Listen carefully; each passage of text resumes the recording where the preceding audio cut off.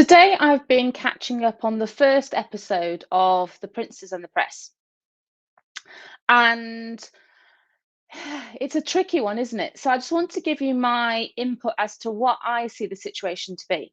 Now, first and foremost, let's talk about Meghan Markle, because a lot of the attention has been focused around her as if somehow she is the reason that Harry's gone off the rails, or she is the reason that all of the problems started in the first place. And that's absolutely not true. The problems with the two boys, as in Prince William and Prince Harry, started when they, rightly or wrongly, this I'm not going to say my opinion on this right now because it's not what this video is about, but rightly or wrongly, they blame the press, they blame the media for their mother, Princess Diana's death. Okay, so there is already trauma and resentment and anger and grief associated with the media and the press as a body of people, or as an institution, if you like. Now, that's first and foremost a problem.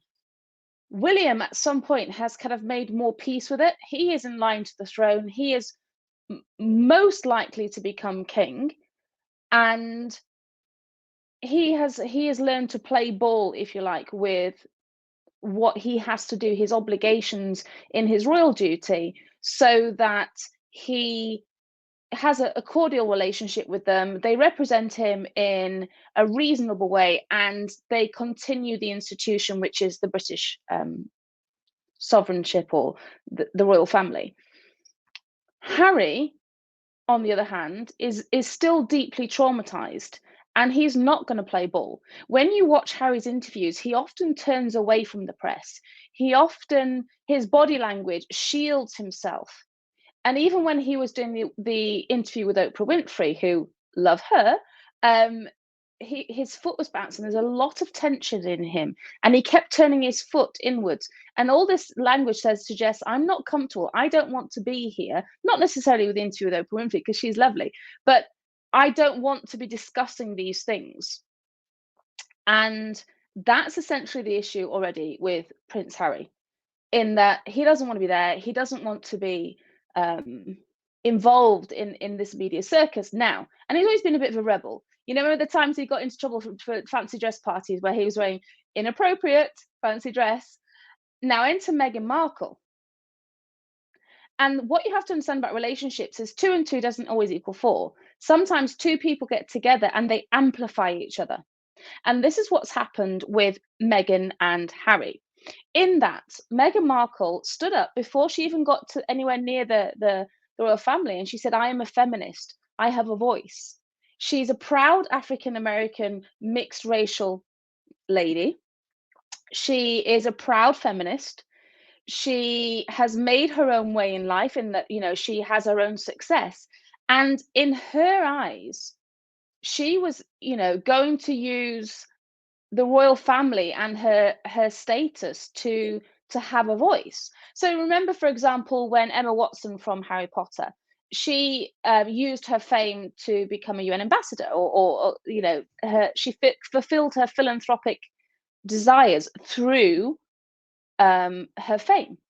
And I personally believe that Meghan Markle wanted to do the same. She went into the institution, which is the royal family, thinking this is going to be a springboard for my voice. I'm going to be heard. Now, what she hadn't counted on is that in the royal family, they're not looking to do things differently.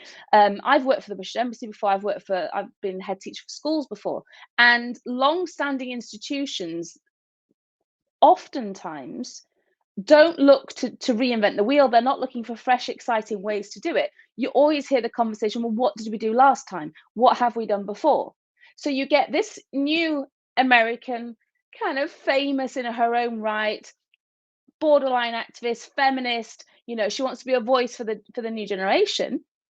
And you get the old establishment, which is the crown and the royal family. And one is saying, no, you will bend to our, you know, do you remember when Kate Middleton started changing the way she dressed? She started changing the way she spoke, because that's what's expected. When you buy into the royal family, you're expected to mold yourself to their ways. And Meghan Markle was like, nope, not clipping my wings, not sitting in a box. That's not what we're doing. So I actually feel this is kind of don't want to say a comedy of errors because there's nothing funny about it. There's actually hurt feelings on both sides. The royal family are feeling very hurt, they're feeling very betrayed. You can tell that in their press releases. The whole issue at the moment is, why are the BBC why are they kind of making this worse? Why are they going after this as if, and this whole thing about she allegedly wasn't nice to the staff or nobody wanted to work for her. Let me tell you very, very clearly, if you are feeling trapped, if you are feeling confined, if you are having a hard time as a foreigner in a new land, and the British royal family have rules and regulations like we can't possibly understand. So if you are this free spirit and this self-made woman, and then suddenly you're thrown into a place where you're confined, you're clipped, there's rules, there's regulations on every single bit of your behavior. Can you imagine then being able to feel balanced and grounded? I know that when I'm not balanced and grounded, I can snap. I can respond in a very kind of knee-jerk reaction way. And I know then that I need to go and work on myself and go and meditate or go and journal and feel grounded again or go for a walk or play with the horses or something in order to feel that balance. She didn't have that luxury. So whether or not she actually spoke, she allegedly spoke badly to the staff. We don't know how she was feeling. And people's feelings get hurt because all of these, what we're essentially dealing with is a group of humans, right? And humans have emotions and humans get their feelings hurt. I don't believe it's the right thing then for people that work for the government. Personally, this is me. I don't believe that people that work for the government or work for the royal family or something should then leak information. I think there should be some element of privacy, but we can't expect Meghan to toe the line when she's not designed like that. That's not how she's built. Should she then have bought into the royal family? Well, I actually salute Harry because he put his wife first.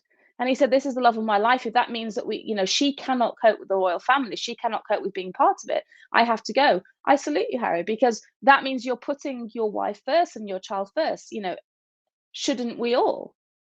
So, in conclusion, I don't believe that Meghan Markle is this scoundrel kind of linchpin for everything that's gone wrong in the royal family. I believe that she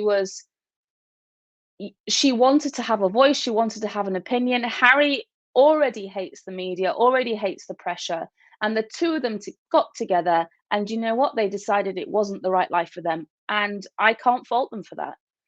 Would I have done an expose? Maybe I wouldn't, but I'm not in their shoes, and none of us can understand what it feels like to be born into such a family. So, in my opinion, she's not the scoundrel. She's not the villain of the story. She's just a woman that got caught in the crossfire of a very ancient institution, and it just didn't serve her. Okay, my darlings, I will speak to you soon. Bye.